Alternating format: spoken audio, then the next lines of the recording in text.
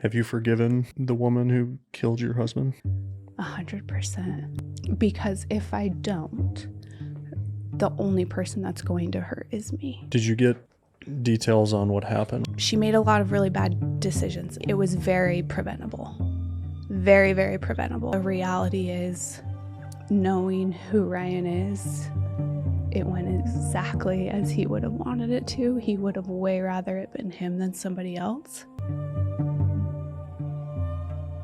Kim Olson, welcome to the Rollercoaster Podcast. Thanks for having me. I'm excited to be here. Excited to have you on, and appreciate you making the trek down from Idaho into the Valley of the Sun, even though it's not quite as sunny as you wished it would be. I know. It is not. And I did not pack for the occasion. Like, I came from a blizzard, right? So I was like, please, shorts, tank tops, 60 degrees, but that's okay. Sunshine.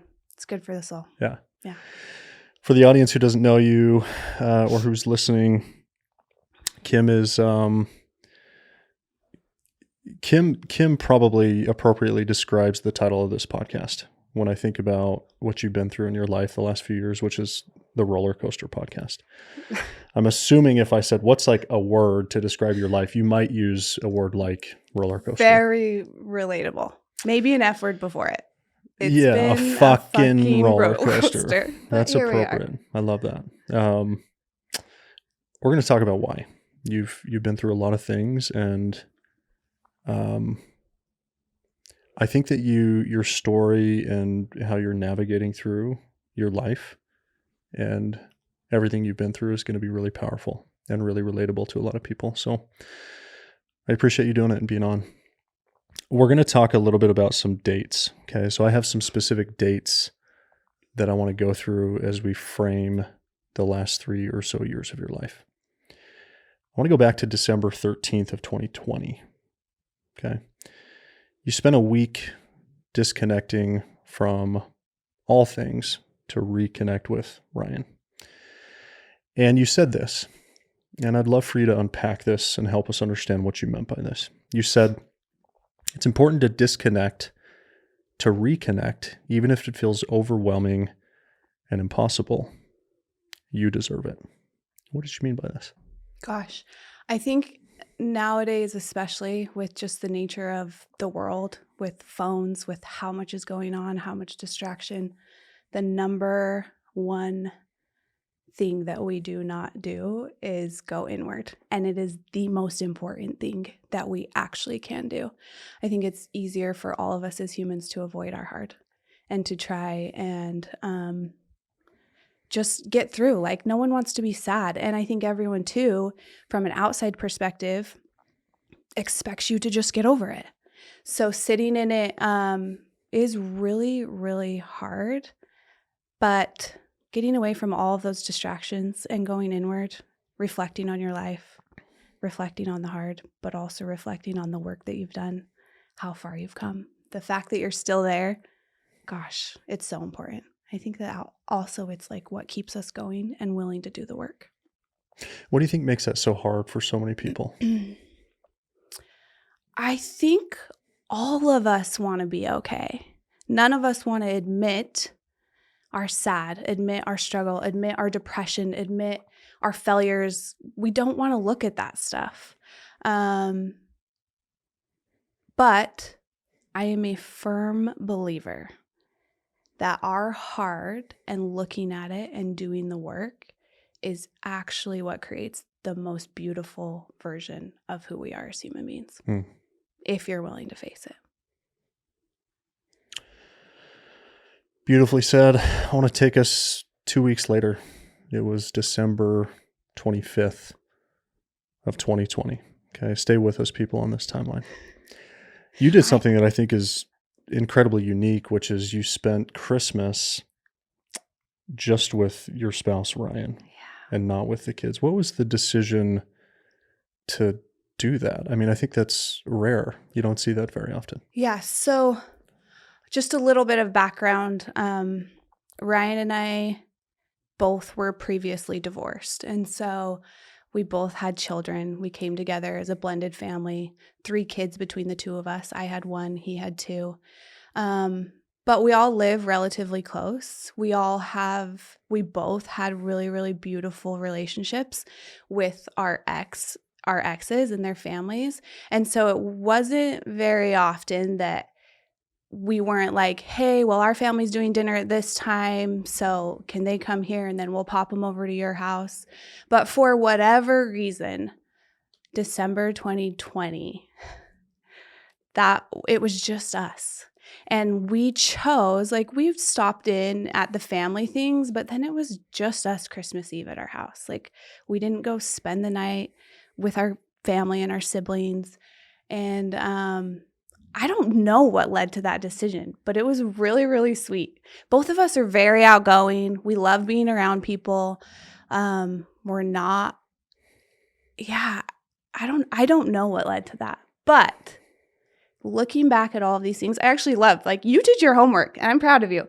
I love that you're reminding me of these things, because now looking back, even 3 years later, there's a lot of little tender mercies, and it's stuff like this that you hold on to. Yeah. Like, how cool that we got that memory and that time together. Yeah. And he wrote like the sweetest post about it, which was amazing and sweet, and something I have cherished in his absence forever. 3 months later, it was March of 2021. Ryan gave you several pages of handwritten notes. Oh my gosh. Okay. What was that like for you?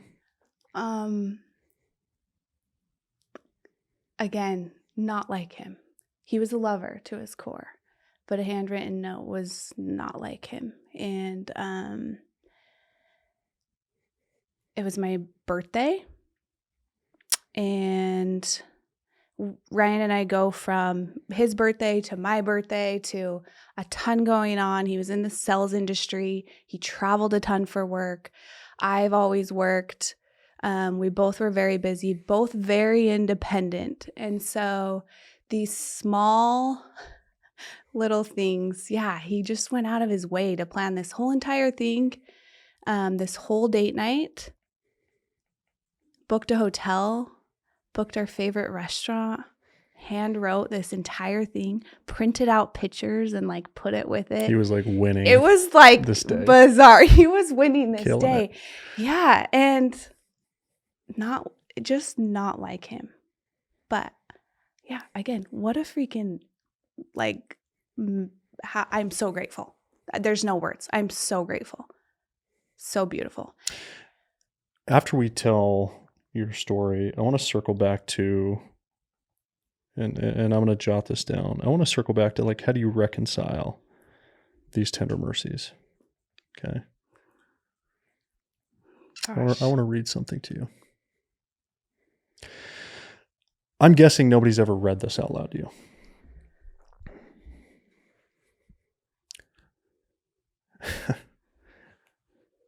Three days before Ryan passed, this was May 13th, 2021. He made an Instagram post and he said this. He said, well, not many words can describe this beauty. Okay, this is a post about you. She's loving, compassionate, thoughtful, funny, caring. Did I mention loving? And one couldn't be more proud to be her significant other.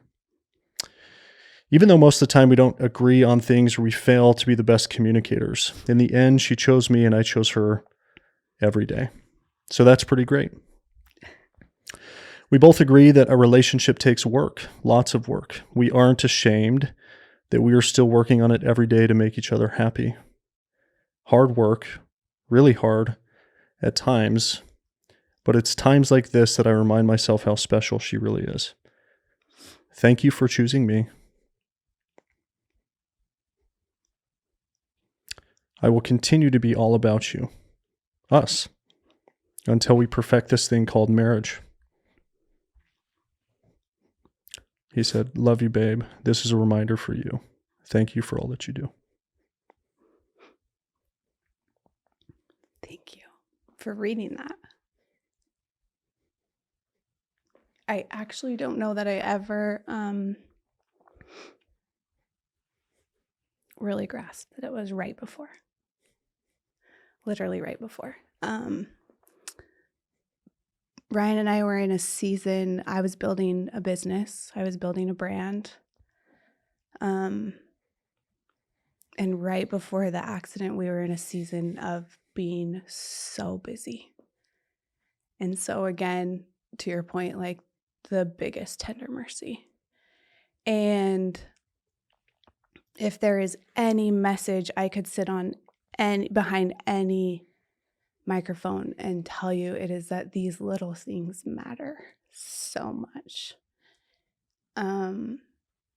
No one will go to their grave saying that they wish they would have worked harder, or they wish they would have made a few more dollars or anything. They will go to their grave saying, I wish I would have done things that showed the people I love them more, or said the things that I know I needed to say. And stuff like that is his legacy at this point.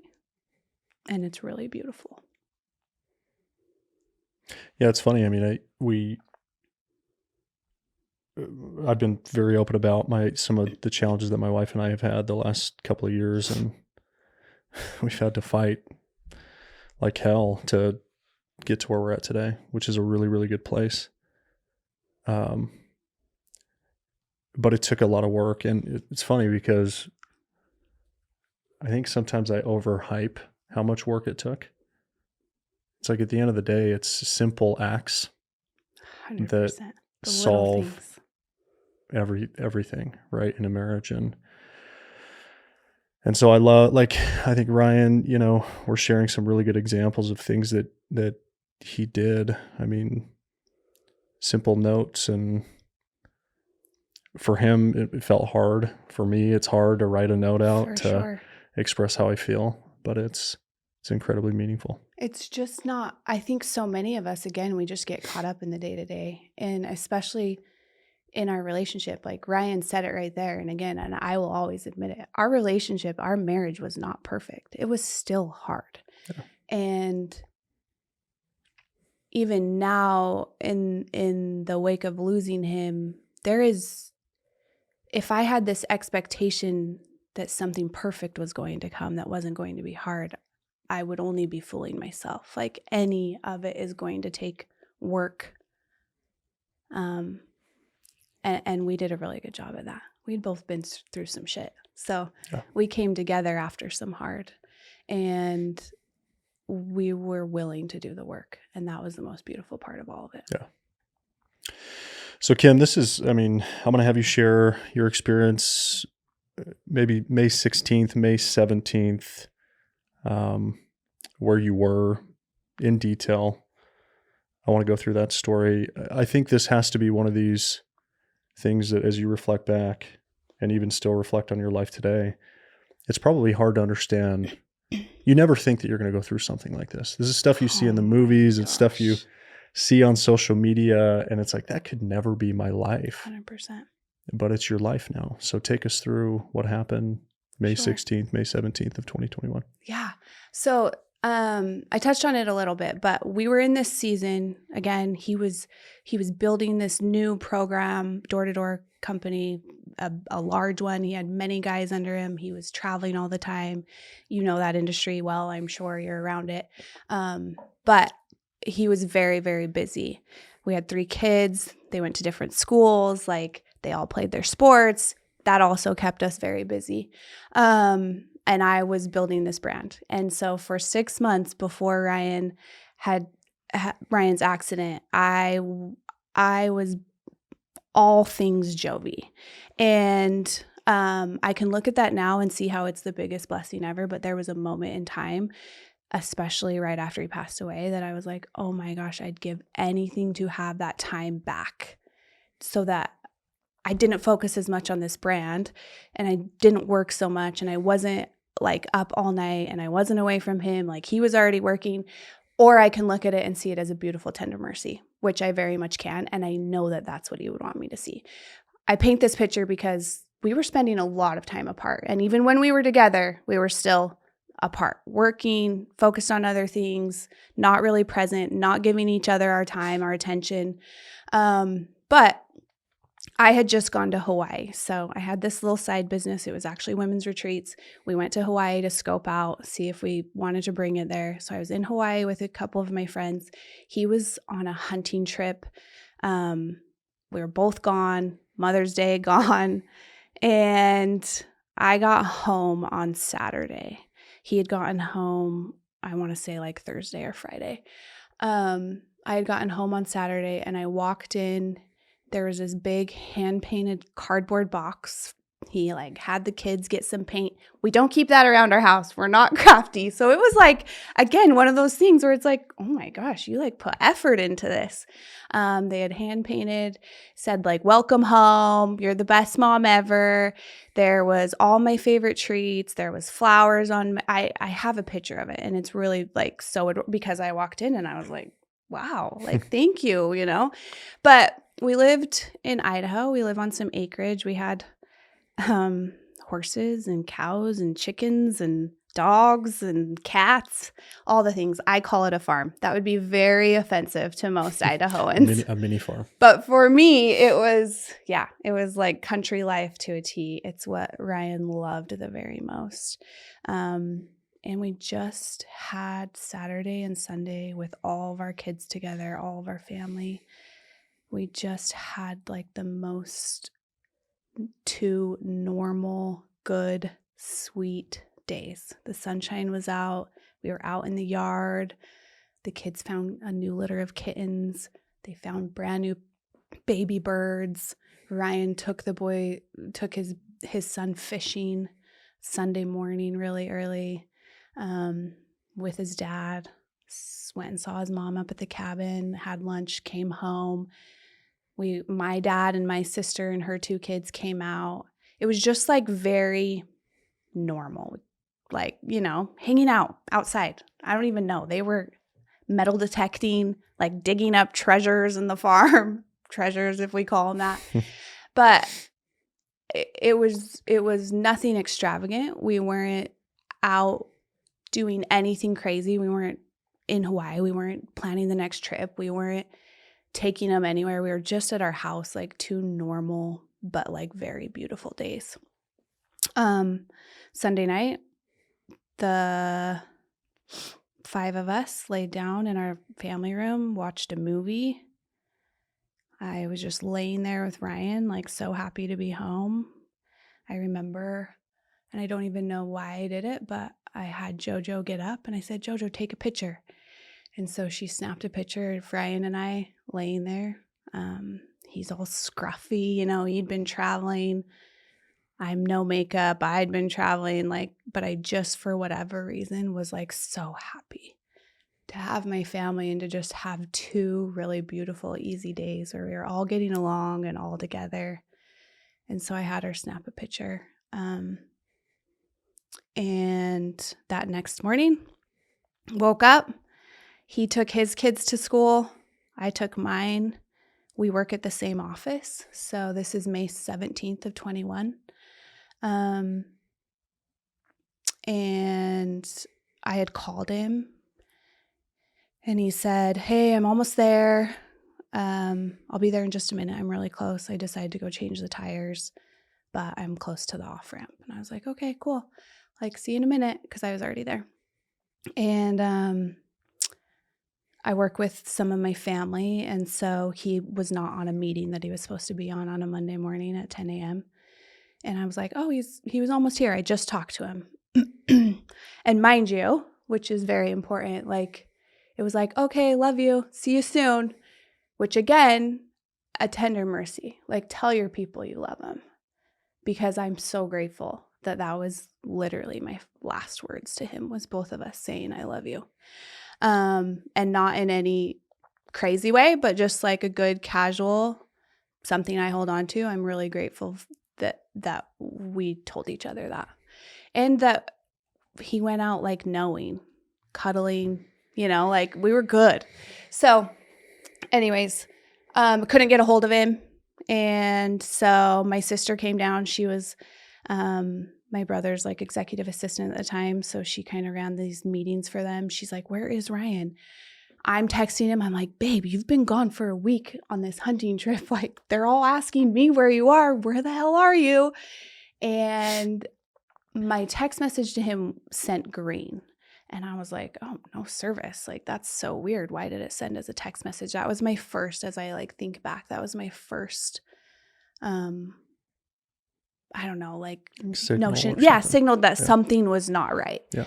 And I had heard all these sirens go by in the meantime, but didn't think, to your point, anything of it. Like, that's not going to happen to me. There's no way that that's my person. We're good. So after a few minutes went by, I walked outside because I was looking around. I'm like, maybe he's on another call. Where's his car? I knew he was close. So I was kind of looking around our office building, and my dad happened to be right there.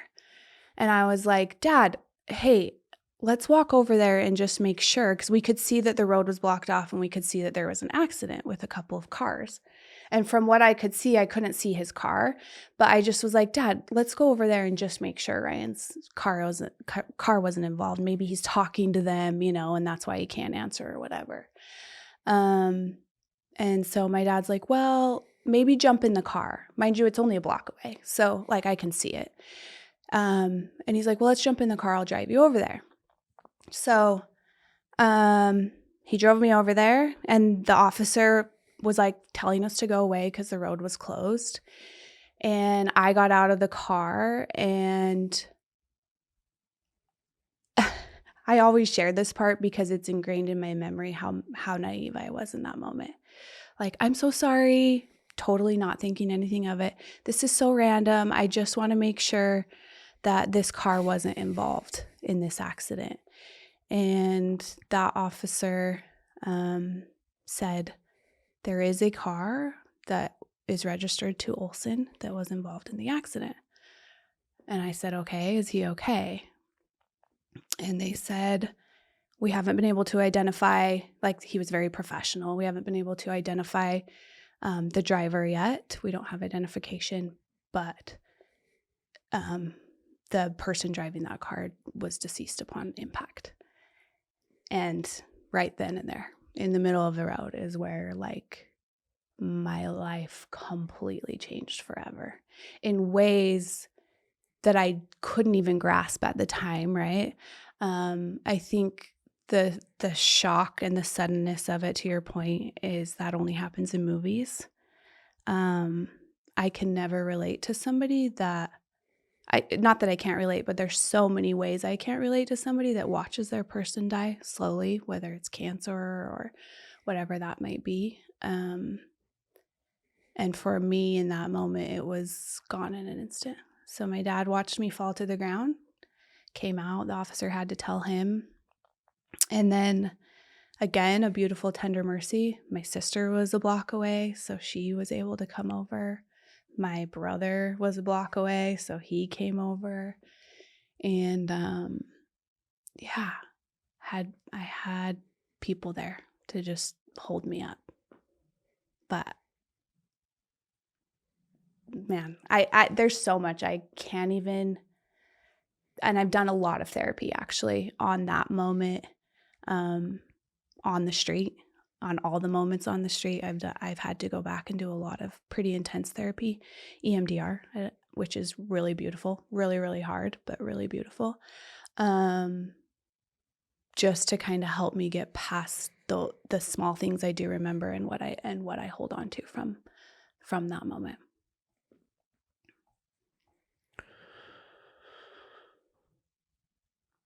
What do you remember next? So you get this news, you know for sure that it's Ryan. For sure. You know for sure he's gone. Yeah. Your family comes around you.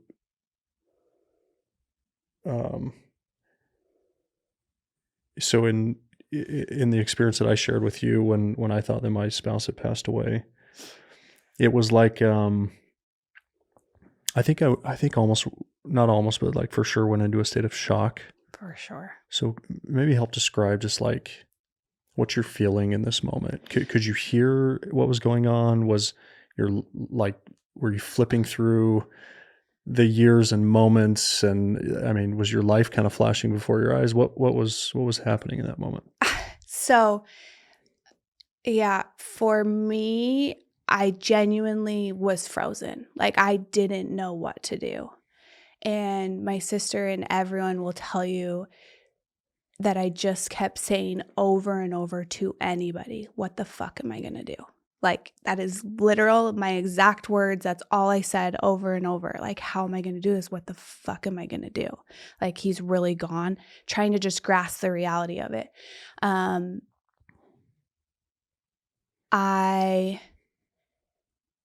For me specifically, and again, not like the movies, I was so scared to see anything.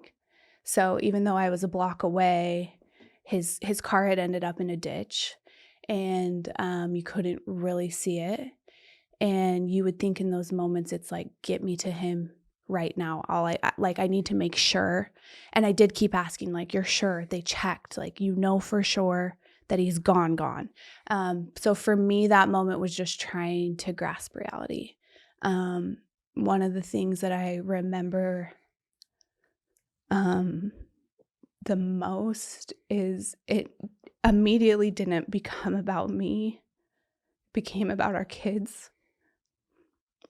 And it became about having to tell his mom that her boy just died.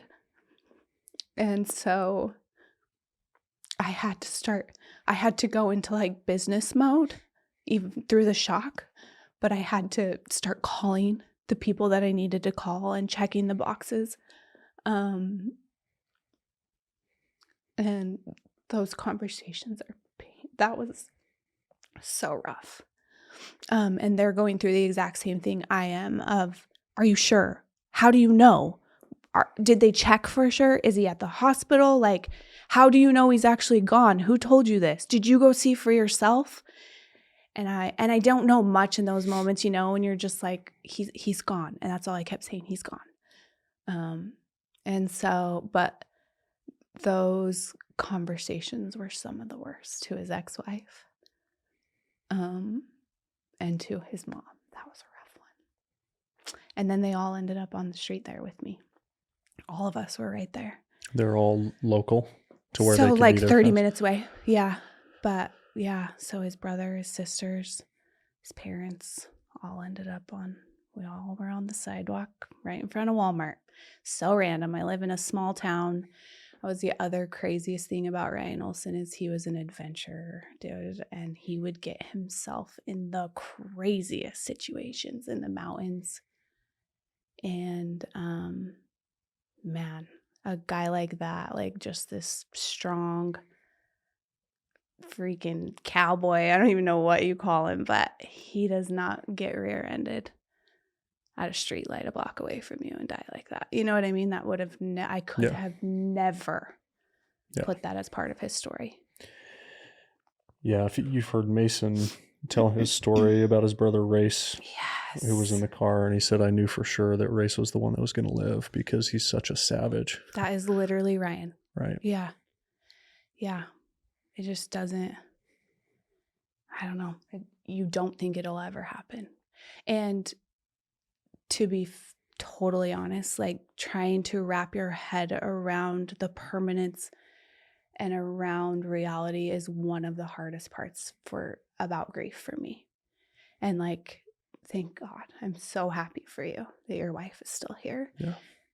But I'm sure for you, where a lot of the trauma lies is trying to wrap your head around what would I have done if she were actually gone, if I had to lose her. Yeah, but it's like, it's almost I really hesitate sharing that story with the guests that I've had on who have suddenly lost a spouse, because it's like, look, I don't know. I don't know what it's like, because there's nothing is permanent except death. Yeah. Right. And so like, you can almost, when you go through life and you have challenges and marriage is in a bad place or somebody's sick, it's like, we'll get through it. Like, you can always make it right except death. 100%. And so it's the only thing that you'd ever deal with in your life that's permanent, that you can't make right. But also it'll happen, right? Like it is in It's every the single one of inevitability. our stories at some point. Yeah. And I think as humans, we try really hard to avoid that hard. Yeah. And we don't make the choices, we don't prioritize the right way until we're faced with that, even myself. Yeah. And I'm sure that changed your outlook and your relationship in a lot of really beautiful ways, Yeah. thinking that you were going to lose her, or Yeah. even her thinking that she was going to be away from you guys. Yeah. One of the things I want to talk about, I want to ask about the kids, but one thing I want to talk about after this is what are some of the conversations that we should be having about death, right? That we're not having, that are uncomfortable. Before we get there, how old were Ryan's kids? How old were your kids when this happened? So our kids now are 15, 13, and 10. So they were 7, 10, and 13. And Ryan had two boys. Nope. So Ryan had our youngest is a girl, JoJo. Ryan's. So Ryan had 2, and then the oldest is mine. Okay. So yeah, JoJo, Riker, and Peyton. How did that conversation go? What was that like? It was the worst. So again, it was pretty chaotic, like having all of us there on the scene, which is really not normal, right? Typically you're going to get that information once they're already at the funeral home and all of that. Like the fact that it literally happened a block away, which for me was a really hard part. I'm like, dude, you were literally 30 seconds away from safety, like right there. The light had just turned green. He had like taken his foot off. And so it's like hard. You go through all these things of like, okay, well, if he would have been able to accelerate a little bit, he wouldn't have had that impact so much. What would that have looked like?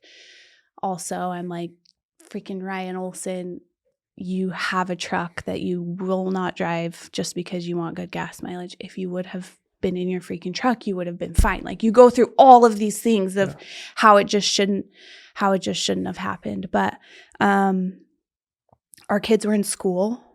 And so my sister went and picked up Peyton, mine, and Ryan's parents went and picked up Riker and JoJo. And you know, it's interesting. Again, I think some people maybe don't want people around them, but they were like, Kim, what do you need? What do you want to do? And I said, I just want everyone to come to my house. Like, I just want all the people, anyone who wants to come, open my doors. Like, I just need people. I want to surround myself with people and the people that love him. And so everyone just started coming over to my house. The kids came over. And they had already been kind of told. My ex-husband told Peyton, and Jillian was like, what do you want to do? Like, they're going to go to the house. Do you want to go over there? And Peyton's like, I just want my mom, which he's like my little rock. He's been through a lot with me. So again, one of the defining moments on the street for me, which I actually haven't thought about for a long time, is seeing Peyton and having him just run up and hug his mom and hold me. And he didn't, like, that kid did not leave my side. As a little 13-year-old who I'm sure felt the pressure of the world, who knew that he was now the oldest boy of the house, who knew his mom's, husband was gone. He stood by me for 6 hours.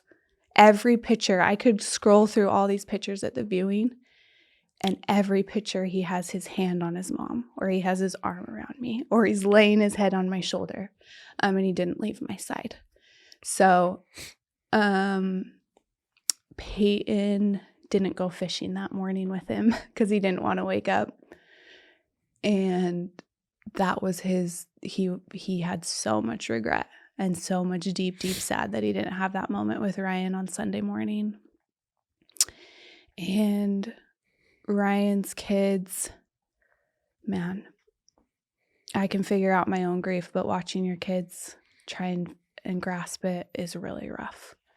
And I think too, I think a lot of their stuff will come later. when their dad's not at really big moments. And that is when you see it. And when it comes. His little daughter, she was so strong, so strong. And now 3 years later, it's just hitting her. Yeah. And you'll find her just scrolling through videos and pictures and making slideshows of her daddy and her. And you know that she's just barely trying to like really grasp the permanence and the reality of it. But kids are amazing, for sure. Yeah, those little humans. I've got 4 of my own, and we can learn a lot. So much from these kids. So much. The driver, did you get details on what happened? Right, so he was at a stoplight. The driver. Yeah. So, yeah, it's super complicated. So, but also again, like part of his story, we did end up having to go through a trial with it through the city. I didn't do anything myself. Like I didn't do any kind of personal lawsuits with it, but she was diabetic and she her blood sugar was really low. And so she was out of it. She wasn't unconscious. That's what we were told on the streets. Like they figured it was diabetic ketosis and, she was unconscious and maybe passed out. And that felt a lot better to me at the time, like more like a medical emergency. But we did end up having to go. She did get prosecuted. And that took a really long time. That was a really rough process. And that's where you learn a lot of really hard details. And it takes a long time. So that chapter just closed this last year, and I'm really, really grateful. But we did, as a family, have to go sit in there, and I had to get up and read a witness statement, which is really, really hard. And anyway, she made a lot of really bad decisions, and I don't like to come on and paint the picture. But like it was very preventable, very, very preventable. And the reason why she got prosecuted the way that she did is because as a diabetic or somebody with any sort of medical condition that can...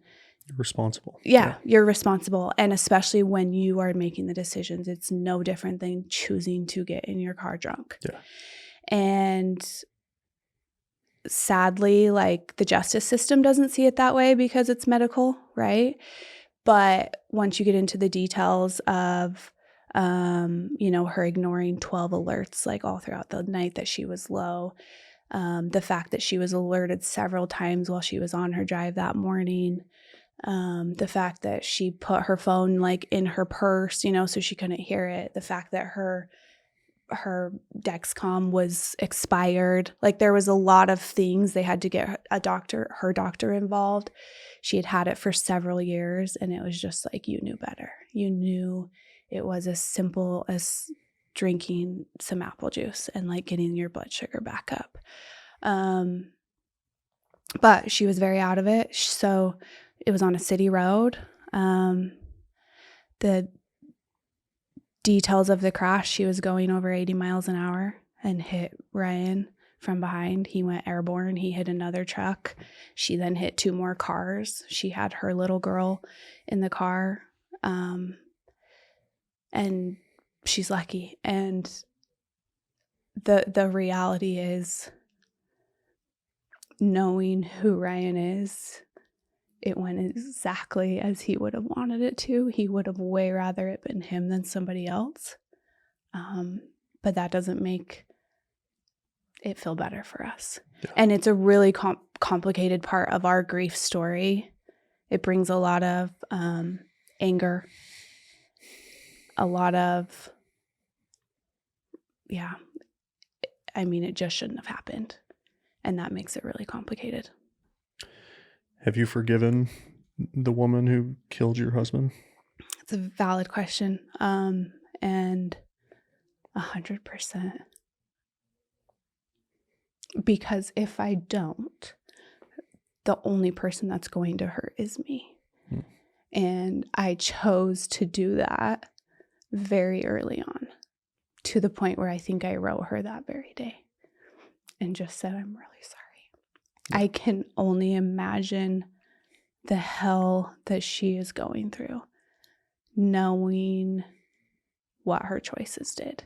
And also in the wake of it and the nature of the life that we live, like, she sees how amazing he was. She sees what she took away from his kids. She sees what he took away from his family. And I have a lot of compassion for her in a really hard situation. Yeah.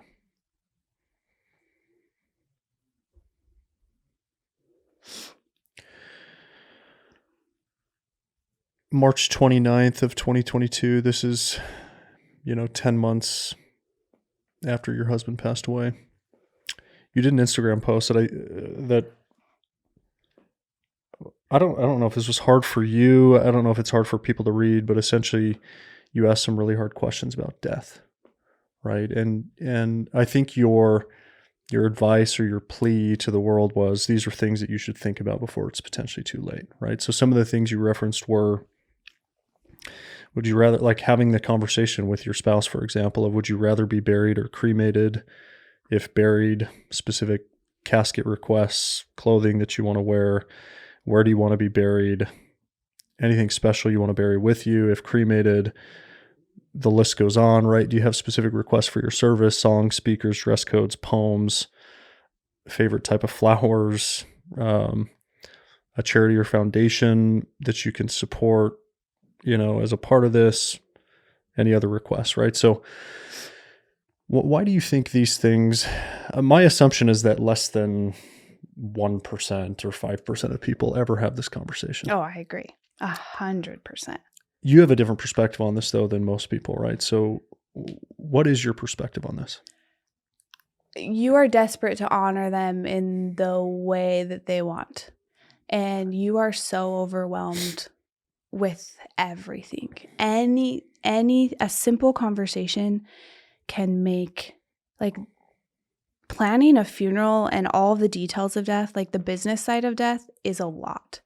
And it's really, really hard and really overwhelming.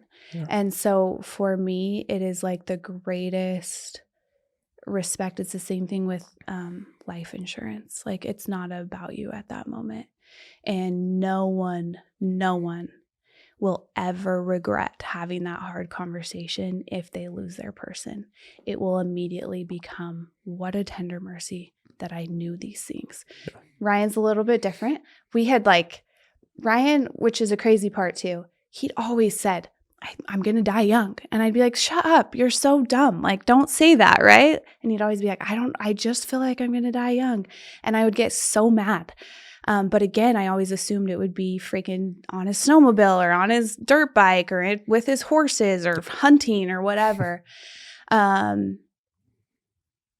But he always knew it. And so we had a couple of random conversations.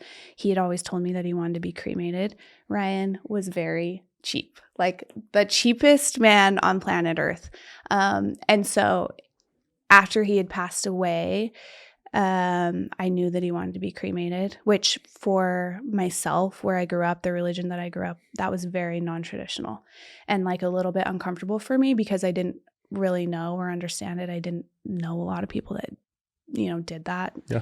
And so, but again, I was like, okay, well, there was this moment where that day when the funeral home told us that we could go and see him, I panicked because I had no idea what I was getting myself into, especially with the car accident.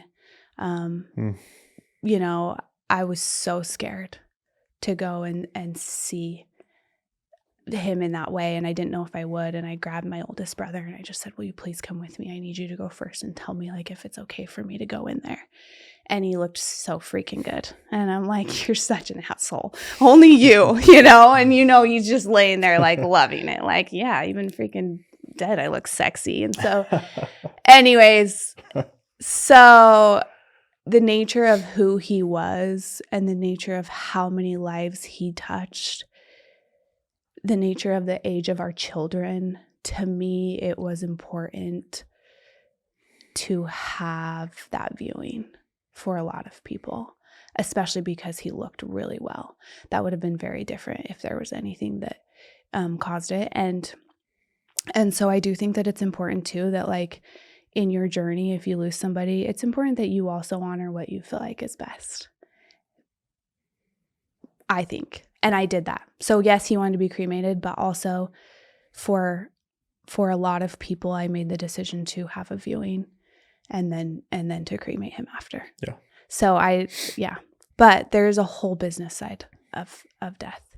And he just always said, I want my ashes to be spread in the mountains. Like that's where I love the most. And that's become such a beautiful part of losing Ryan, is his ash and like the cool places that we've been able to spread it and the memories that we've made together.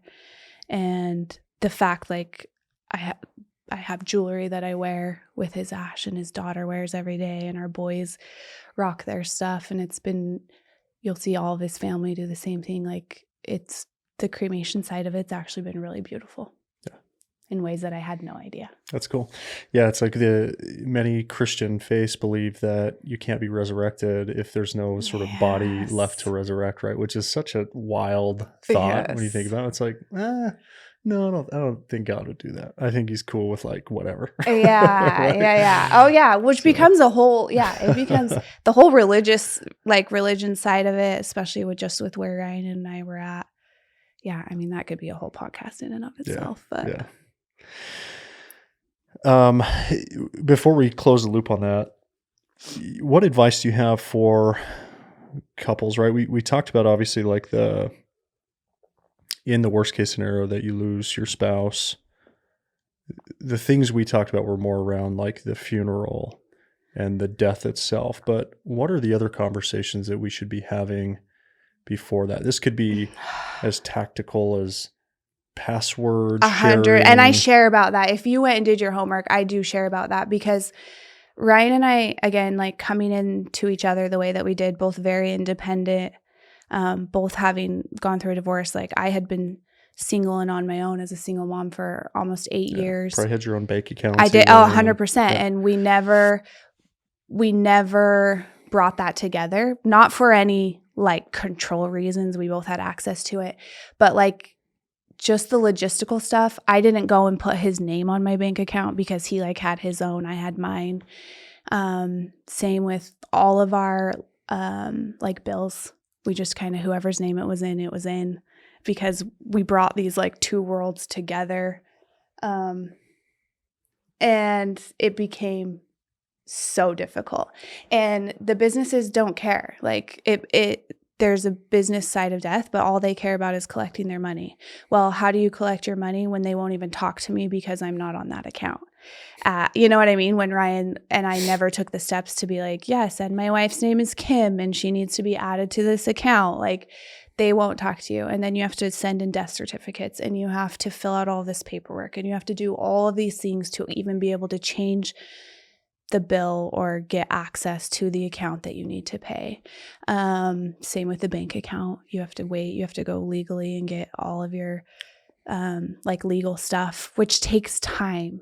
And lucky for us, like again, we were both independent, both had really great jobs for a long time. So, but like if your husband is the sole provider and that's immediately gone, you're going to need access to that stuff right away. I didn't think also getting into his phone. I knew his password and that was totally good. A lot of his login information was just by Face ID. So I was like, okay, well, it'd probably be very smart to add your wife's face to your Face ID just so that, you know, because that could have been easy. I could get onto the power and just like pay it through his account instead of having to go through them because I don't freaking know the login information, XYZ. There's just a lot. And again, it's not that Ryan and I were hiding anything or didn't have access to anything. We just didn't take like the logistical steps of it, which in your grief, one of the hardest parts is paperwork. It really is. Like when you have to check that box that now I'm a widower. Yeah. Now I don't have this spouse. Now this is why. Like it becomes rough. Yeah. And there's a lot of it. So I think too, even just a notebook that's like, these are the accounts we have. These are where I have investments. Ryan had some random stocks, like randomly, or stuff in stock accounts I had no idea about. Like just keeping that running list so that you kind of know what you're dealing with is so important. Yeah. And we were just lazy about it. Lazy. Like very. I had life insurance going to my son because, again, that's just like where it had gone for the last 8 years. His life insurance was not appointed to me. We had talked about it. We had the paperwork. He had the paperwork filled out and on his back desk that I found right after he died. We'd had the conversations. We just didn't do it. And it made all of the processes so much harder. Yeah. Yeah. So. Well, that's good. I mean, nobody expects to have to deal with this kind of stuff until you're dealing with it. And so I agree. I think this is really important stuff. And I think a lot of these kind of things can be documented in a living will. Absolutely. Between a family, right? To where all your passwords are there. There's even good, I think, technology now that exists where like one password and these like password syndication tools that bring it all together and make it easy. So I agree. I think that's important. So important to sit down, make it a date night. It sucks. Like you don't want to think about these things. You don't want to think about worst case scenario, but like, gosh, you will be so grateful if you sit down and do it. And it's a whole other time. I can imagine a lot of people listening to this going, there's no way I'd ever share my passwords with my spouse, right? And it's like, well, then we're talking about something different. Yes, like, I agree. You should probably think about like I agree. your life a little bit and your There's marriage. some shit you got to unpack there. Yeah. So talk to me about one of the things I'm always interested in learning about with people who go through things like this is how are you dealing with it? You go through these probably different stages of grief. I'm sure some people think, well, it's been 3 years. You've probably moved on. I'm assuming that's not true. I also recognize that you're wearing a ring, I believe, on your wedding band finger. So talk to me about just how you're handling all this. Yeah. There's no right or wrong way to handle it. And everybody, even just through my own story, I've obviously been able to connect with a lot of widows and widowers and people and their stories. Can we do a new word? How do we find a new word? Please, if you can't, we hate that. What do we call it?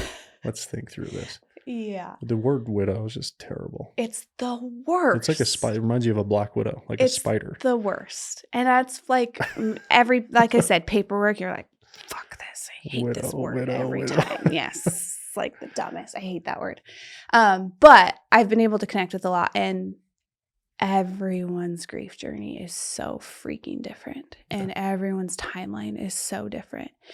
And the longer, like no one wants to be over it or past it more than you. The reality is it is always going to be there.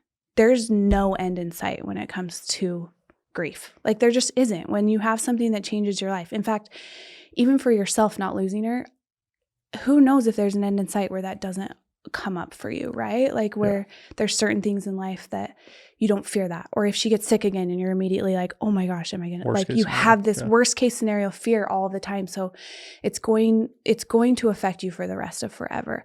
I think as humans, the very, very worst thing that we can do is expect somebody to get over it and to put a timeline on their grief. And it happens a lot, especially from outsiders, of being like, oh my gosh, it's been 3 years. Like, why? You still talk about it? Why do you still post about it? You should be good by now. Yeah. Well, I actually think I'm doing pretty damn good for the hand that I've been given. But also, none of your business. Yes. But also, yes, it's the worst. So there's so many different parts of it. It's so complex. internally for me, grief has been really, really complex. Trying to sort through all of it and be okay, and also be okay with being okay, and having moments where you're not feeling like your own guilt and fears. And there's zero amount. I'm failing to find the words to even describe how complex it is and how deep and how internal it is. And yeah, how am I doing? That first year is like shock. It was a lot of shock for me. Yeah. Year 2 was really hard and dark, but also I was doing a lot of hard work. Year 3, for the first time, I think you can feel a lot of it lifting, and in the exact same breath, you're bringing in new complexities of relationships or dating that bring in a whole different complex part to grief. And so I think it's evolving, and I think we do a really, really bad job as humans to hold space for that, and to honor it. And I think it's really easy for us to label it as like staying in victim mode or being negative or whatever that might be. And there's so much beauty in finding a way to honor somebody's heart. I think it's safe to say, do you know what date was that for you? Yeah, March 1st, 2022. March 1st. Yeah. How much better would it feel for your core people if it was just like, Tyler, man, dude, thinking about you today on March 1st, like, I know this day rocked your world. You're freaking crushing it. Yeah. That would feel really freaking good. And I think as the years go by and time goes by, you get less and less of that. Yeah. Which is sad, because I think it should be honored forever. Yeah. And it's like a good reminder for you, right? Of kind of what you've been through and where you're at. Totally. You talked about some of the things that you've done to get through this. One of the ones you referenced was EMDR type of therapy, I believe. Yes. So, and you and I, before the podcast, we talked about my experience with breath work, which has just been totally life-changing. That's not an overstatement of what it's done for me, right? Talk to me about this therapy specifically, and maybe any other like modalities that you've tried in your healing process. Yeah. So one thing that I am really grateful for is Ryan and I were actually in therapy, and it's funny because we were in therapy, again, both coming from divorces, just knowing that like we need to use the tools that we have, and it's going to take work. Yeah. We had a very good marriage, and I'm so, so grateful that I can sit here and confidently look at you in the face and say our relationship was very beautiful. It had its stuff, but it was very good. I can't imagine the complexity that grief would be, and I do have friends and acquaintances that have gone through it where their marriage was in shambles when their person died, and I that would be really hard. Yeah. I think that would bring a lot of regret. It would bring a lot of like, I wish I would, Ryan and I, our marriage was very good. But we went to therapy. A lot of it was like, hey, you work too much. Could you like come hang out with us type of stuff? And me trying to figure out how to deal with it and also like honor it and give him his space. And it was just like more of a communication, very basic, like small things in the grand scheme of things. Yeah. But I was so grateful that he was willing to work on it. So luckily after he died, I jumped right back into her, and I went hard into our therapist and just started with talk therapy, which was good. I was getting a lot of talk therapy. Lucky for me, I have the most amazing circle. I'm very close with my family. My sister moved in right away. Like I had a lot of good people that I could talk to a lot. And so it just became a point where it was so much deeper than talk therapy. A lot of like the triggering trauma stuff was stuff that I didn't want to face and I just wanted to push away. So EMDR I got into a therapist for EMDR, which is a trauma therapy. I'm going to be really bad at telling you that I wish I would have looked it up and been able to tell you, but it's like rapid eye movement, tapping. You take it like tiny section by section. So, and I had to do it really small. It's really hard because it takes you back into that moment, and you have to force yourself to go sit right back in the moment of all of these things. So like for me, it started with that officer telling me that he died, and that is literally all I worked through. And you sit and you go back into the trauma of him telling you that, and you're seeing yourself with your eyes closed. Like an active meditation kind of. Yeah. She just asks you questions. She's like, okay, what part do you want to do? And you sit and you just replay in your head. Your eyes and are closed. Your eyes are closed, but you're tracking. She's tapping on you. So I don't know what exactly it's doing. I wish I could even tell you your more. body's responding a certain way, which is it's like tapping in and opening up a part of your brain that's like literally taking you back into the trauma of it. It's very emotional. But for me, you keep going through that scenario. Like you'll open your eyes, she'll be like, okay, what came up for you? Okay, let's go back in and do it again. Maybe this time focus on this. And you just keep going through those little moments until you're able to come out of it and feel okay, until you can go through the entire moment and it's not like panic, anxiety, all the things you felt in that moment. So I had to break it down in the tiniest pieces, Tyler. Like it took a long time. It was like, okay, just him telling me that was an entire session. Okay, well, a week later, me having to make those phone calls is an entire section. Okay, well, a week later, they held up this ginormous sheet while they pulled his car out of the ditch because of the nature of the way that it was. They weren't able to get him out of the car. And for whatever reason, that was one of those, like, my life is a freaking movie. What is happening right now? Like, how is this happening? And them pulling up that sheet was like really triggering for me. And a lot of it's because, again, subconsciously, you're like thinking about what's going on in that car and what it looks like and what's happening, right? And there's just a lot of trauma stored there. And so EMDR, dude, it's freaking hard and freaking beautiful. And for me, EMDR came a way that honestly, working through it, I could then start seeing Ryan's hand in all of it. And even though he was gone, like he was there so strongly next to us and literally carrying us through. And so it became this modality of kind of seeing and believing and trusting that like he's here and he's going to carry me. And I wouldn't have gotten that. I wouldn't have gotten there without EMDR for sure. It's amazing. There's so many of these beautiful modalities that the world doesn't know for sure exist, right? Like I learned about one on my date night last Friday. I had been out of town off and on for a couple of weeks with business stuff, and so this is like my wife and I catching up for the last 2 weeks. And she's like, yeah, I had one of her close friends actually who was instrumental in helping her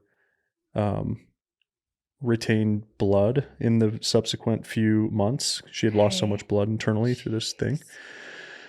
So she was like, this lady, Ashley, who's a good friend of ours now, is like our angel, on earth kind of person to us now. And she said, hey, I've gotten into this meditative therapy type thing. It's foot meditation. So like they actually massage your feet, and they're paying attention to the way that your feet react and taking you through these like active meditations. And my wife was a little bit closed off, I think, to things like breath work or other modalities of like tapping into that subconscious. And then she did this and she's like, I'm totally a believer, which is cool. That's awesome. So there's so many. There's so many. And I was pretty closed off to it too. Yoga became a really good one. And it was mostly the meditative side of yoga for me. That became like a really beautiful way. But again, it's like forcing yourself. You can't ignore it. You cannot avoid the hard that life brings. And if you do, it is just being stored somewhere in not good ways. And I hated facing the sad. Like it is not my personality. I hate to be sad. I don't want to feel like that. I've always been inherently happy. But man, you got to force yourself in there. Yeah. For sure. Thank you to our sponsors over at Bucked Up. I love this company. I love their products, their apparel, and their supplements. Recently, they dropped the mother of all pre-workouts, Mother Bucker. This is not for the faint of heart. This will make you want to claw your face off. So don't get stuck in traffic when you're headed to the gym. I love these guys. I love this company, and I love their products. They are clearly the best tasting pre-workout on the entire market, and they're number one for a reason. Bucked Up is my favorite workout brand, hands down. And they also have my favorite apparel for working out and just for daily life. It's Lululemon-like quality, but for a fraction of the price that's affordable. So head over to their site, buckedup.com, where you can check it out. And for 20% off their entire site, use the code TylerHall20. Earlier on the episode, we talked about these tender mercies, and I said I would circle back to it, which is how do you reconcile these things? You may have just answered it, which is like, now you've gone through this deep work on yourself internally, and you recognize that Ryan's hand is a part of a lot of the tender mercies that you've seen since the accident. What is your belief on that? Like, curious, like, is this God doing this? Is this Jesus? Is this Ryan? Is this the universe? What is this? Actually, what is happening here? love this topic. Again, I'm like, gosh, I told you I talk a lot, and I could go off forever. But I think for me, and it's funny because again, death is really scary for a lot of people. And I think it's really scary for a lot of people because so many people have ideas of what's going to happen now, right? Well, he's gone. Like literally in the viewing, people would be like, well, Kim, just so you know, like you can still go get sealed to him, or you can still go do XYZ. And I refuse to put a label on it and to try and sit here and claim that I know what exactly it is. Yeah. What I do know is, to me, there's a God. I can't even look at you and tell you what exactly that means, but I am so grateful that I was raised in a way that taught me that there is a higher power that I can lean on in the moments of hard. And to me, God is the purest form of love. And it is all that we are striving to be. And death and God is not a religion, it is a relationship. And now Ryan has become a spiritual being that I can work to have continue to have a relationship with. Yeah. And in the most beautiful ways. I think because of what I've been through, there's just no world. It does me no favors to think that it's final or to think that I'm not going to be with him again if I don't learn a certain way or live a certain way. Sorry. I don't need that pressure. I don't need those fears. That doesn't invite any feelings into my life that I want to feel.